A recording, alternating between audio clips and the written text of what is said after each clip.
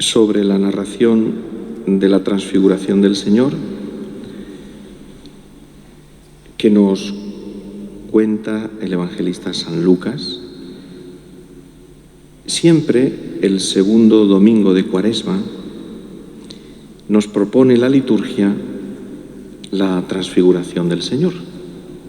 El primer domingo las tentaciones y el segundo domingo la transfiguración. En este camino, en este itinerario de la Pascua, camino hacia la Pascua, que es la Cuaresma, la transfiguración del Señor tiene un significado grande, una gran importancia, tanto en la preparación de los que recibirán el bautismo en la noche de Pascua, como también para nosotros que ya hemos recibido el sacramento del bautismo y que la Cuaresma y la Pascua la vivimos con este deseo de renovar nuestro bautismo, de revivirlo, de intentar profundizar cada vez más en él y al mismo tiempo dejar que toda la potencia, la fuerza y la gracia que recibimos el día de nuestro bautismo se despliegue y se desarrolle en toda nuestra vida, en todo su esplendor. La narración que hace San Lucas tiene algunos detalles concretos, distintos de los otros evangelistas. Comienza así el Evangelio. Unos 8 días después de estas palabras, tomó a Pedro, a Juan y a Santiago y subió a lo alto del monte para orar. Y mientras oraba, el aspecto de su rostro cambió y sus vestidos brillaban de resplandor. De repente, 2 hombres conversaban con él. Eran Moisés y Elías, que apareciendo con gloria hablaban de su éxodo que él iba a consumar en Jerusalén. Esta última frase nos da un poco el sentido de lo que significa la transfiguración. Moisés y Elías se aparecen y hablan con Jesús, conversan con Jesús. Y el tema de la conversación es precisamente el éxodo de Cristo, es decir, su Pascua, ese paso de este mundo al Padre, la salida de Cristo de este mundo. Y es significativo que el Evangelio lo llame su éxodo, porque ya nos da a entender que la transfiguración del Señor está relacionado con el éxodo del pueblo de Israel a través del desierto para entrar en la tierra prometida. Allí, Moisés, en el desierto, llevó al pueblo de Israel a una montaña alta, la montaña del Sinaí. Y en aquella montaña se reveló Dios, se manifestó Dios, se apareció el Señor, Yahvé. Y le entregó a Moisés las tablas de la ley. Y allí tuvo lugar la alianza de Dios con su pueblo. Yo seré tu Dios, tú serás mi pueblo. Esa es la alianza. Desde aquel momento el pueblo de Israel ya no es un pueblo más entre otros, sino que desde aquel momento el pueblo de Israel es el pueblo de Dios, elegido por Dios, escogido por Dios. Eso quiere decir que el pueblo de Israel tiene una relación única con el Señor frente a todos los demás pueblos. Y ahora en esa otra montaña, Jesús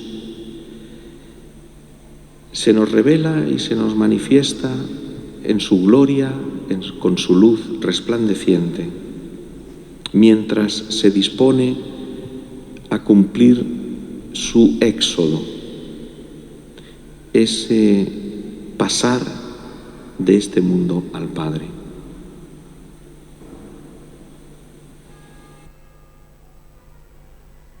El evangelista San Juan lo dirá: antes de pasar de este mundo al Padre, y habiendo amado a los suyos que estaban en el mundo, los amó hasta el extremo. Así lo dice San Juan en el capítulo 13. Y el mismo evangelista San Lucas introduce la cena de Pascua diciendo: ardientemente he deseado comer con vosotros esta Pascua. Todo lo que realiza Jesús está movido por un amor inmenso. Para nosotros, un amor inconcebible. Es difícil llegar a sondear, a comprender, a calibrar y a concebir todo el amor de Cristo, que le llevó a entregarse totalmente por nosotros. Por lo tanto, el éxodo de Cristo, su Pascua, pasa necesariamente a través de la cruz y de su pasión. Por eso, la transfiguración de Cristo nos está mostrando que el que va a sufrir, aquel que vais a ver crucificado en la cruz y su rostro completamente desfigurado, es el Hijo de Dios, es Cristo. Y que cuando lo veáis humillado, escarnecido, golpeado, insultado, pisoteado, triturado, no tenéis que dejar de pensar que sigue siendo el Hijo de Dios. Y al mismo tiempo nos está diciendo lo que dijo el Señor, dice el evangelista San Lucas, unos 8 días después de estas palabras. ¿Qué son esas palabras? Pues fue precisamente el anuncio de su pasión, de su muerte y resurrección. A sus discípulos, mientras caminaban hacia Jerusalén, en un momento determinado Jesús les anunció que en Jerusalén iba a padecer mucho, iba a morir en la cruz, pero al tercer día resucitaría. Y sus discípulos no lo entendieron. E incluso Pedro intentó disuadirlo para que no cumpliera ese paso. Y Jesús le respondió a Pedro con una de las frases más duras del Evangelio: apártate de mí, Satanás, porque me sirves como causa de tropiezo, como piedra de tropiezo. Poco antes, en el primer domingo de Cuaresma, hemos visto las tentaciones. El demonio quiere que Jesús no cumpla con su misión de salvar a la humanidad a través de su pasión y de su muerte en la cruz. El demonio le dice: tírate desde lo alto del templo, verás cómo sí que te creerán. Ves que no te creen, pero si haces algo fabuloso, si haces algo extraordinario, entonces te creerán. Claro, ¿Cuál es el problema de esto? Puede ser que muchos se dejen tocar por este acontecimiento fabuloso y extraordinario y creer en Jesús gracias a eso. Pero entonces Jesús ha escogido otro camino. Es el camino del amor. Él no quiere imponerse a nosotros, obligarnos, coaccionarnos, sustituir nuestra propia voluntad. El Señor quiere que creamos en Él por amor, no porque Dios hace cosas portentosas, de tal manera que no tenemos más remedio que creer en Él, porque Dios es poderoso y fabuloso. Creemos en Él porque Dios nos ama, porque Cristo nos ha mostrado hasta qué punto el Señor está dispuesto a entregarse por nosotros. Y esa es la causa de nuestra fe. Y por eso creemos en Él, porque ha dado su vida por nosotros. Por eso muestra ahora su transfiguración, su gloria, porque a los discípulos les dijo en aquel entonces: el que quiera seguirme, que tome su cruz cada día y me siga. Primero Él. Voy a Jerusalén y allí el Hijo del Hombre va a sufrir mucho a causa de los pecadores, de los sumos sacerdotes, de los escribas. Pero al tercer día resucitará. Y el que quiera seguirme, que tome su cruz cada día y me siga. Y para mostrarnos que ese es el camino del amor que lleva a la luz, entonces Jesús se transfigura y nos muestra toda su gloria y toda su luz. Para que tú no te desanimes en tu camino cristiano, para que cuando encuentres dificultades, obstáculos, a veces incomprensión o burla o insultos, ofensas por ser cristiano, no te eches atrás, no te escondas, no te ocultes, no te vengas abajo, no te desanimes, no dejes de avanzar en tu camino cristiano por eso. Porque entonces, cuando te venga la contradicción, cuando te venga el sufrimiento, cuando te venga la dificultad, podrás decir: ahora empiezo a parecerme a Cristo.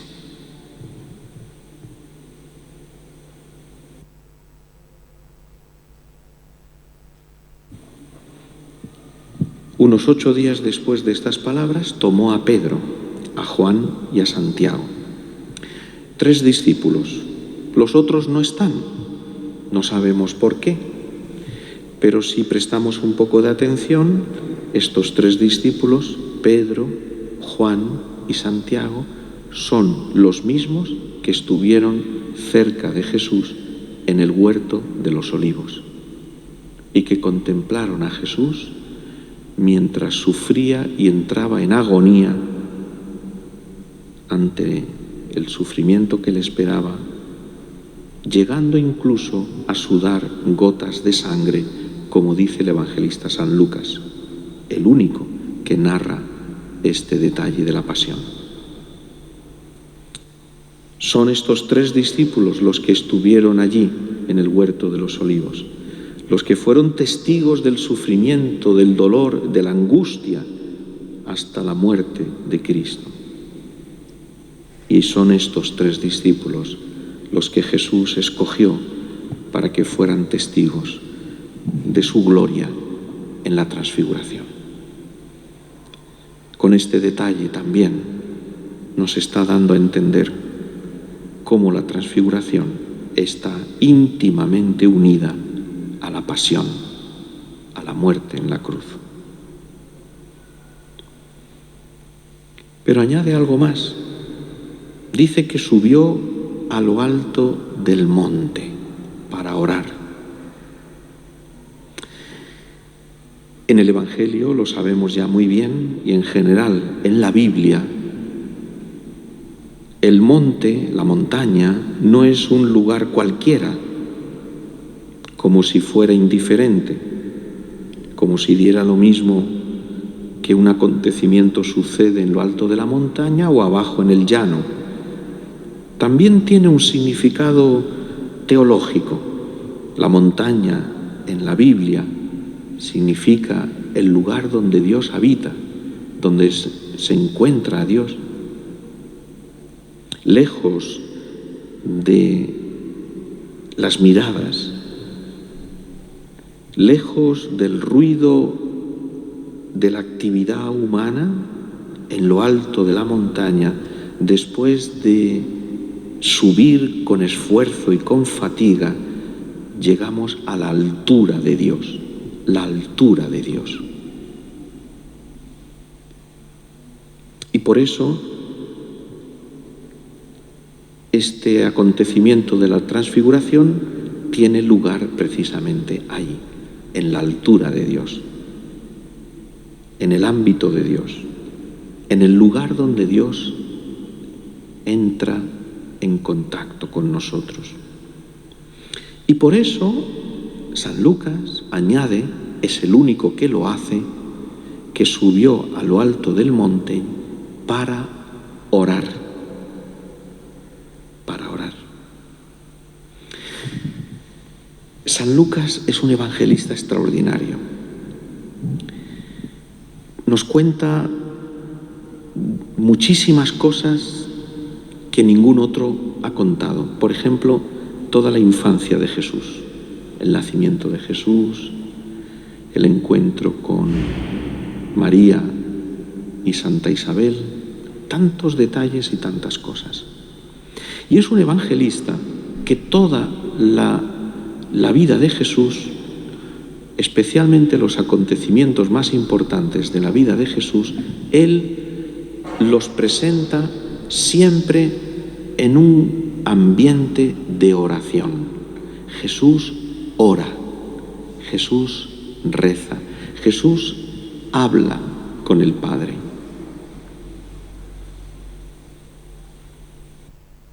Incluso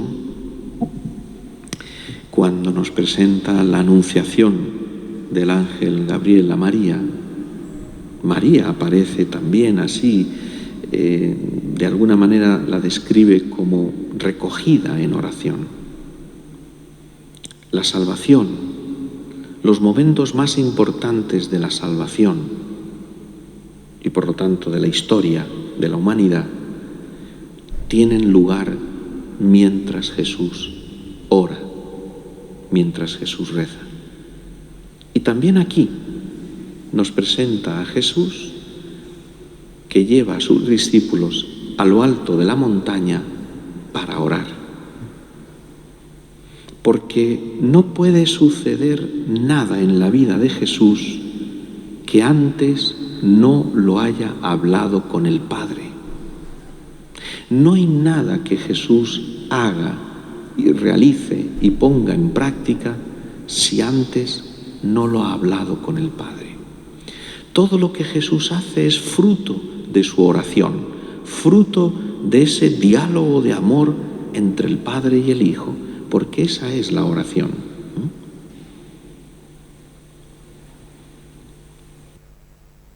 Una vez una persona me decía,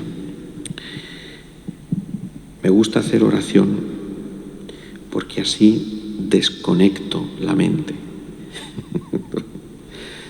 Yo creo que confundía la oración con el yoga, me parece. Nosotros no vamos a la oración a desconectar la mente. Nosotros vamos a la oración a conectar con Dios. y conectando con Dios te viene una paz inmensa, de tal manera que ya no necesitas ni yogas, ni yogos, ni... La oración, la oración, la oración. Buscar a Dios, vivir en Dios, estar con Dios, hablar con Dios, escuchar a Dios, sentir a Dios. Por eso Jesús nos muestra el camino de la vida cristiana y cómo en el camino de la vida cristiana la oración es esencial, esencial, de tal manera que si no se hace oración, la vida cristiana se debilita, se debilita. Una vida cristiana un poco chuchurría, como las plantas. Y esto es lo que pasa, que en el mundo, no sé si decir en la Iglesia, se reza poco y a veces se reza mal. Cuando es muy fácil, porque la oración es hablar con el que más te quiere, es hablar con Dios. Tampoco necesitas muchas palabras, ni muchas cosas. Eso sí, necesitas perseverancia, un día y otro día y otro día. Y el mejor lugar, buscar el mejor lugar, la mejor hora del día. Está muy bien rezar antes de dormir, pero que no sea esa la única oración del día, porque acabarás durmiéndote. ¿Qué es lo que pasa? Cuando se trabaja, pues al final se llega por la noche cansado. Y en cuanto empieza el rosario, no se termina el primer misterio. Eso es normal. Entonces, si dejamos la oración para el último momento del día, entonces durante el día, ¿qué pasa? Todo lo que hacemos durante el día, no procuramos hablarlo con Dios, ofrecérselo a Dios, pedirle luz. Qué importante es concretar el momento de orar, nuestro encuentro personal con el Señor cada día. ¿A qué hora? ¿En qué lugar? ¿De qué manera? Por eso es muy significativo este detalle del evangelista San Lucas. Subieron a la montaña para orar. No dice que subieron para la montaña para transfigurarse, para orar. La finalidad, el motivo era orar, porque se sube a la montaña a orar, porque en la montaña está Dios. Subir a la montaña quiere decir alejarte del ruido de las cosas, de las preocupaciones, de todos los problemas, de todas las cosas que llenan el corazón y la mente, que la embotan, ¿no? La mente embotada de tantas cosas, de tantas preocupaciones. Y hay que desprenderse de eso, hay que dejarlo para subir a la altura de Dios y allí orar, orar. Y mientras oraba, dice San Lucas, el aspecto de su rostro cambió y sus vestidos brillaban de resplandor. Los otros evangelistas ponen en primer lugar que los vestidos se volvieron de un blanco resplandeciente, mientras que San Lucas pone en primer lugar su rostro cambió. ¿Por qué? Porque sabe que los discípulos van a ser testigos del rostro ensangrentado de Cristo, del rostro deformado de Cristo. Por eso les quiere mostrar en primer lugar que ese rostro deformado es el rostro hermoso, bello, lleno de luz de Cristo.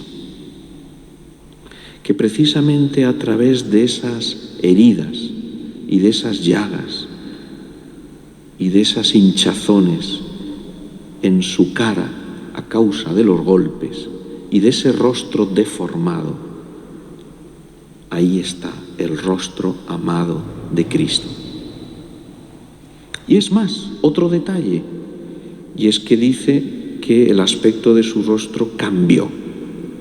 Y esto nos ayuda a entender que después de la resurrección, cuando Jesucristo se aparece a los discípulos no lo reconocen. Los discípulos de Emaús no lo reconocieron mientras iban de camino.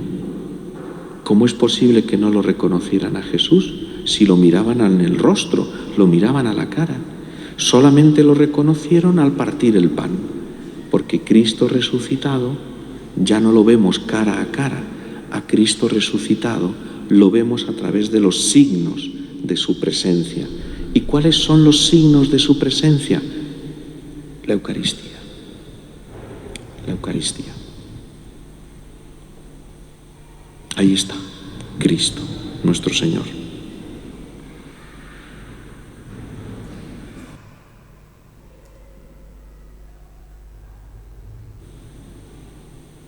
Hablan de la pasión, Moisés y Elías, de su éxodo, de su Pascua, de su pasar de este mundo al Padre, de ese pasar de la muerte a la vida, de ese pasar del pecado a la santidad. Y esto es lo que tenemos que hacer también nosotros. Nosotros también tenemos nuestro propio éxodo, nuestra propia Pascua, nuestro pasar del pecado a la santidad, de la muerte a la vida, de este mundo al Padre. Y este éxodo nuestro comenzó el día de nuestro bautismo. Esta Pascua nuestra comenzó en el momento de nuestro bautismo. Este pasar del pecado a la santidad. Nosotros ya participamos de la resurrección de Cristo. La transfiguración del Señor nos muestra la luz que ya ilumina nuestro corazón y nuestra vida. Nosotros ya tenemos parte de esa luz, a nosotros ya nos ilumina, a nosotros ya nos embellece esa luz, ya la tenemos, ya la disfrutamos, ya vivimos de ella. Pero tal vez, posiblemente, te das cuenta de que todavía quedan aspectos en tu vida que hay que hacerlos más luminosos. Porque a lo mejor hay cosas en tu vida que no acaban de reflejar bien la luz de Cristo. Porque hay cosas en nuestra vida que son refractarias a la luz de Cristo.